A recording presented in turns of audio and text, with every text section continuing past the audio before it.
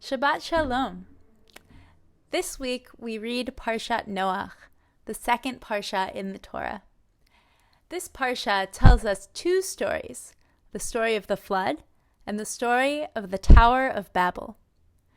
We can learn something from each of these stories about our time. It always amazes me how such an old text can speak so directly to our lives today. When something important breaks, we have two choices: to throw it out and start over, or to work to repair it with what we have. At the start of our Parsha this week, the world is broken. There is corruption and lawlessness, violence and injustice. This was not the world God intended. So God told Noah to build an ark, take his family and the bare minimum of animals required for repopulation, and prepare for a great flood. God chose to throw it out and start over, and Noah obediently followed God's commands. It's a nice thought, starting over. There's a special hope that comes from a new beginning, a feeling that maybe this time things will be better. Maybe this time it will be perfect. Sometimes it works. Sometimes when we get a second chance to try again, things work out. Unfortunately, in the case of our story, things didn't go so smoothly.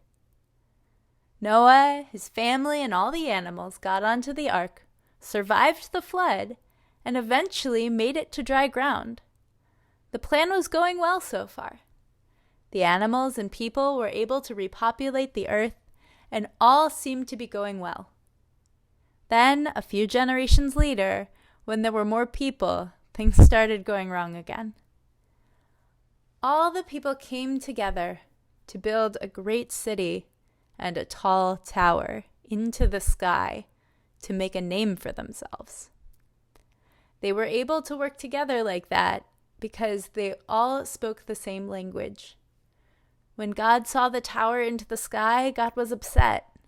The people were falling back into their old ways, thinking only of making a name for themselves and not of living peacefully in the world. When something important breaks, we have two choices: to throw it out and start over, or to work to repair it with what we have. This time, God chose the other option, to try to repair. In order to slow the people down from their self-indulgent ways, God divided the people and had them all speak different languages so they couldn't confuse their building successes with true happiness and meaning in life. Now our world is broken in the opposite way.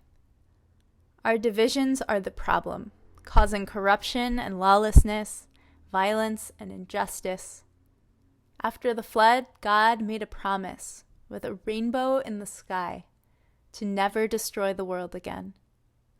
With people, throwing it out and starting over just isn't an option. So that means we must work to repair. Perhaps we also learn from the Tower of Babel that there is no perfect solution. Or maybe what seems like a good solution in the moment could have negative effects later. I guess that's the whole point. There's no such thing as perfect when you're dealing with people. And yet, we can always work for better. We can work towards justice and equality.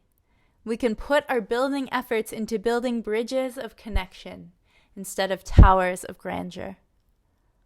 We can learn to speak each other's languages, not for power or personal gain, but to work to build a better world. Let us look for bridges of connection, kept promises marked by rainbows, not tall towers of personal glory built into the sky. Our world is broken. We must work to repair it, so that one day a dove will arrive with an olive branch to mark that the flood is over and it is time for us to rebuild. Ken Yehi Ratzon, may this be God's will.